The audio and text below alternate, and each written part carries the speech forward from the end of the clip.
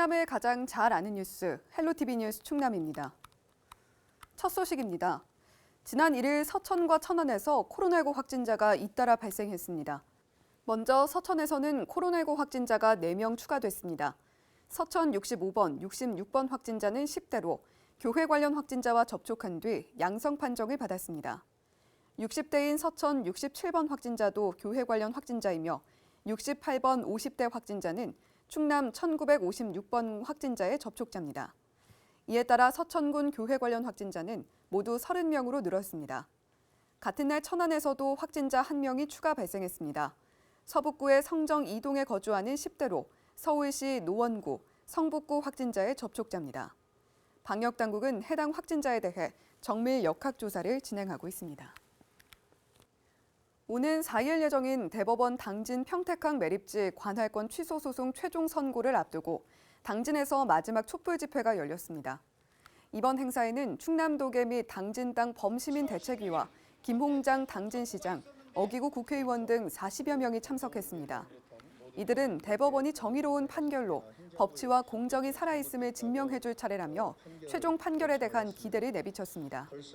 지난 6년 동안 충남도와 당진 시민들은 당진 땅 찾기를 위해 촛불 집회와 1인 피켓 시위, 대규모 반대 집회를 이어왔습니다.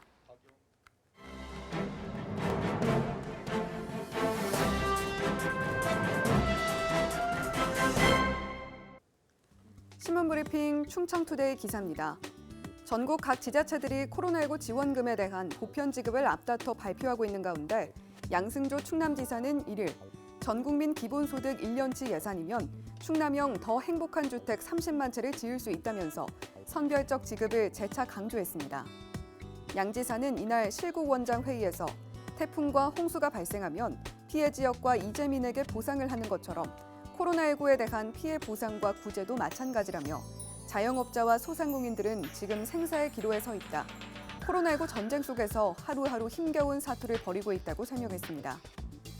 양 지사는 이어 이러한 상황에서 정부와 공공의 역할은 무엇보다 피해자 구제와 경제 안전망 강화에 방점을 둬야 한다며 따라서 공공 영역에서의 재난지원금 지급은 경제적으로 치명상을 입은 대상에게 집중돼야 한다고 강조했습니다. 그러면서 재정을 마음대로 늘릴 수 없는 상황에서 모든 도민에게 재난지원금을 나눠주는 것은 그 효과가 크지 않을 것이라며 가령 기본소득 10만 원을 전 국민에게 1년간 지급할 때 필요한 총 60조 원의 예산이라면 충남형 더 행복한 주택 30만 채를 지을 수 있다고 덧붙였습니다. 양 지사는 충남이 핀셋 지원을 강화하고 사각지대 보완에 집중하는 것은 이런 이유 때문이라며 충남은 이번 방역 조치에서 가장 큰 피해를 보고 있는 집합금지 유흥 5종 시설 등 취약업종에게 재난지원금을 선도적으로 지급하겠다고 밝혔습니다. 도내 집합금지 유흥 5종 시설인 유흥주점, 단란주점, 헌틱포차, 콜라텍, 감성주점 등 1,752개소에 개소당 100만 원씩 지급하겠다는 방침입니다.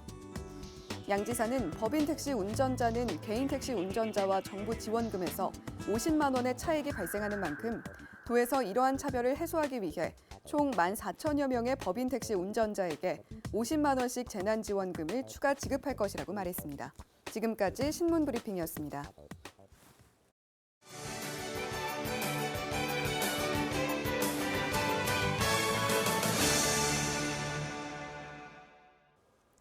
각 지자체 소식을 가장 빠르게 전해드리는 오늘의 정보 시간입니다. 오늘은 홍성군 소식 준비했는데요. 홍성군이 지역 유관기관과 함께 학대 아동을 조기에 발견하기 위한 정보연계 협의체를 구성해 운영합니다. 홍성군 이훈 아동드림 보호팀장 전화 연결해서 자세한 내용 들어보겠습니다. 네, 팀장님 안녕하세요. 안녕하세요. 홍성군 아동드림 보호팀장 이훈입니다. 반갑습니다. 네, 반갑습니다. 먼저 아동학대 대응 정보연계 협의체를 구성하게 된 배경부터 짚어주시죠. 네, 그동안 아동학대에 대해 사회적 정책적으로 많은 고민이 있었는데요. 특히 작년 6월 천안에서 발생한 아동학대 사망 사건과 7월 창녕에서 2년 동안 지속적으로 아동을 감금 및 폭행한 사건, 특히 10월에 양모가 16개월 된 입양아를 학대하여 사망한 사건이 발생하여 전 국민이 분노한 사례가 있었습니다.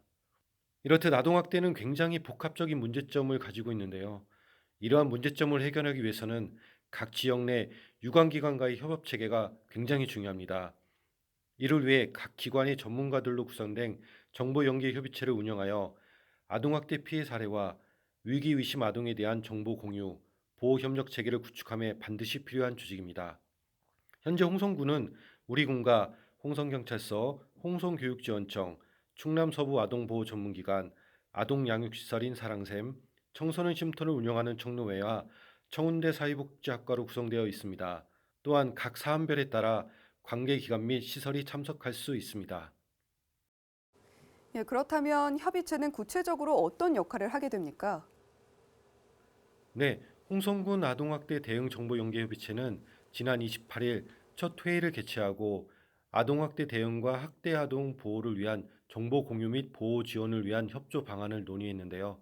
정보연계협의체는 매월 1회 정기회의 및 긴급사항 발생 시 수시로 회의를 개최하여 학대 피해 아동의 최적의 보호 방안을 논의하고 유관기관별로 역할에 따라 아동학대에 공동 대응해 나갈 예정입니다. 예, 그렇다면 이번 정보연계 협의체를 구성함으로써 또 어떤 효과 누려볼 수 있을까요? 네, 정보연계협의체는 지역 내 아동학대에 대한 컨트롤 타워의 역할을 할 것으로 기대하고 있습니다. 아동학대에 대한 선제적인 대응은 예방이라고 생각하는데요. 아동학대 예방에 관한 프로그램 등을 개발하고 이를 토대로 사회인식 개선 및 학대에 대한 사회적 공감대가 자리 잡힐 거라고 생각합니다. 또한 피해 아동에 대한 신속한 대응으로 아동들이 안전하고 행복하게 성장할 수 있는 기반이 구축될 것으로 기대합니다. 예, 최근 아동학대 문제가 이 사회 수면 위로 떠오르면서 이 지자체의 지속적인 점검에 대한 중요성도 대두가 되고 있습니다. 아동학대 예방을 위해서는 어떤 계획 갖고 계신지요? 네, 아동학대에 대한 지자체의 역할이 매우 커지고 앞으로도 더욱 중요한 역할을 할 것으로 생각되는데요. 아동학대 예방을 위해 아동학대 예방 캠페인을 실시할 예정이며 특히 아동학대가 범죄라는 인식을 사회 구성원들이 공감해야 합니다. 이를 위한 아동학대 교육 및 홍보를 지속적으로 펼칠 예정이며 아동학대 긴급전환을 운영하고 24시간 당직 체계를 구축하여 신속한 현장 출동 및 조사를 실시하여 피해 아동 보호에 최선을 다할 예정입니다. 네, 아동학대가 범죄라는 점 반드시 인식을 해 주셔야겠고요. 마지막으로 방송을 통해서 전하고 싶으신 말씀도 해 주시죠. 네, 아동학대는 매우 민감하며 복잡한 구조를 지니고 있는데요. 왜 아동학대가 발생했는지 그 뿌리부터 근원부터 살펴봐야 합니다. 왜 아이들이 학대를 당해야 하는지 단지 사건만 보고 그 사건만 해결해서는 아동학대가 근절되지는 않습니다. 아동학대에 대한 법률적인 접근 외에도 피해 아동에 대한 세심한 보호 프로그램 운영이 필요합니다. 피해 아동의 연령도 0세부터 18세까지 다양하며 학대 유형도 신체적인 학대부터 정서적인 학대까지 매우 다양합니다. 우리 아이들이 가지고 있는 특성을 고려하며 주변 환경을 고려한 맞춤형 보호가 이루어져야 한다고 생각합니다. 마지막으로 우리 아이들은 어른들에게 재산적 가치로 판단되는 소유물이나 화풀이나 스트레스를 푸는 장난감이 아니라 존중받아야 할 하나의 인격체입니다. 아이들도 우리 사회를 구성하는 하나의 사회 구성원으로 존중해 주길 바랍니다. 네, 아이들, 청소년도 존중받아야 할 하나의 인격체다. 이 말이 주는 울림이 큰 것 같습니다. 오늘 말씀 고맙습니다. 지금까지 홍성군 이훈 아동드림 보호팀장이었습니다.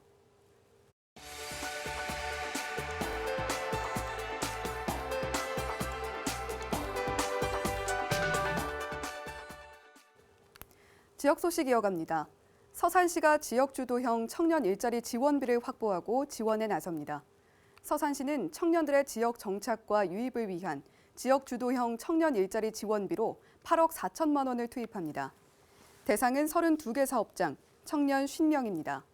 대상 기업에는 2년 동안 인건비를, 근무기간에 채운 청년에게는 분기별 1인당 250만 원의 인센티브를 지원합니다. 이번 사업은 행정안전부 공모사업에 선정돼 추진하는 것으로 서산시는 보다 다양한 일자리 창출을 위해 협력기업 유치에 나설 계획입니다. 당진시가 2021년 농업인 월급제 신청을 오는 26일까지 받습니다. 신청 대상은 관내 주민등록을 두고 관할 지역 농협과 수매 약정을 체결한 벼와 감자, 양파 재배 농가입니다. 대상자로 선정되면 농협 수매대금의 70%를 월별로 나눠 받을 수 있으며 시에서는 선지급에 따른 이자를 보전합니다. 농가당 받는 금액은 매월 최소 20만 원에서 최대 150만 원입니다. 신청을 원하는 농업인은 오는 26일까지 지역 농협에서 자체 수매 약정을 체결해야 하며 농작물 재해보험에 반드시 가입해야 합니다. 충남도가 장애인 체육선수의 도내 기업 채용을 지원합니다. 충남도는 장애인체육회, 한국장애인 고용공단 등과 함께 충남개발공사의 장애인 체육선수 2명을 채용하기로 하고 최근 입단식을 열었습니다. 충남장애인체육회는 더 많은 장애인 체육선수가 고용될 수 있게 많은 기업들이 동참해 줄 것을 당부했습니다. 충남도는 지난해 쿠팡을 비롯해 도내 기업 6곳에 장애인 체육선수 19명 고용을 지원했습니다. 김명선 충남도의회 의장이 설 명절을 앞두고 관내 사회복지시설을 방문했습니다. 김 회장은 이를 당진 지역 사회복지시설 2곳을 차례로 방문하고 위문품을 전달했습니다. 이어 이번 명절은 코로나19로 소외감이 클 것 같다며 모두가 따뜻한 명절을 보낼 수 있도록 도의회가 나눔 문화 확산에 앞장서겠다고 밝혔습니다. 충남도의회는 오는 3일과 5일에도 도내 사회복지시설을 위문할 예정입니다.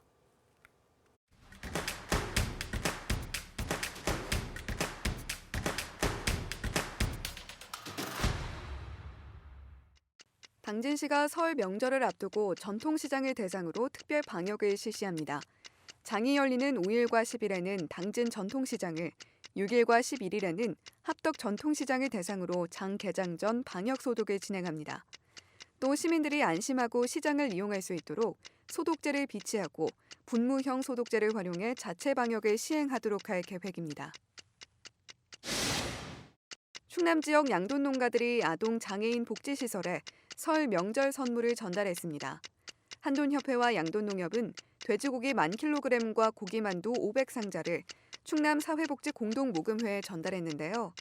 모금회는 충남 지역 아동 장애인 복지시설 등 소외 이웃들에게 기탁품을 전달할 예정입니다.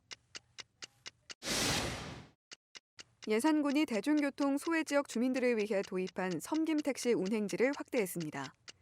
이번에 추가된 마을은 삽교읍 초막골과 꽃산마을, 광시면 운산 1리 등 모두 5곳입니다.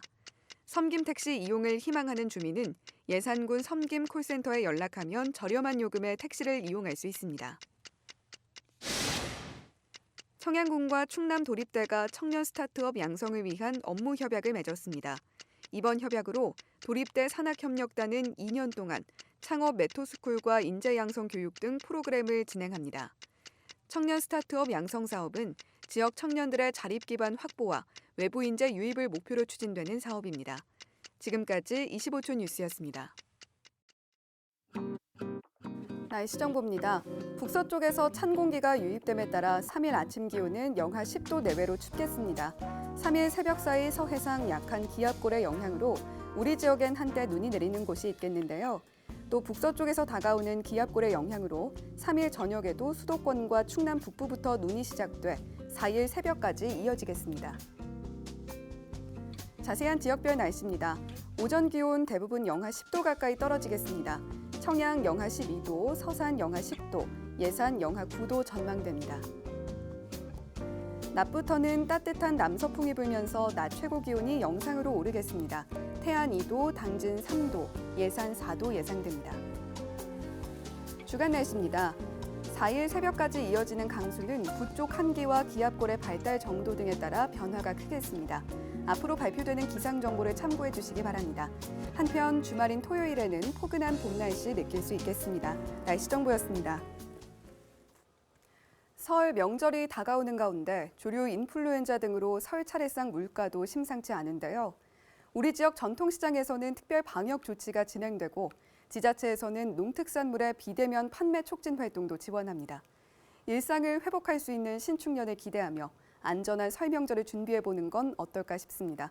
뉴스를 마칩니다. 시청해주신 여러분 고맙습니다.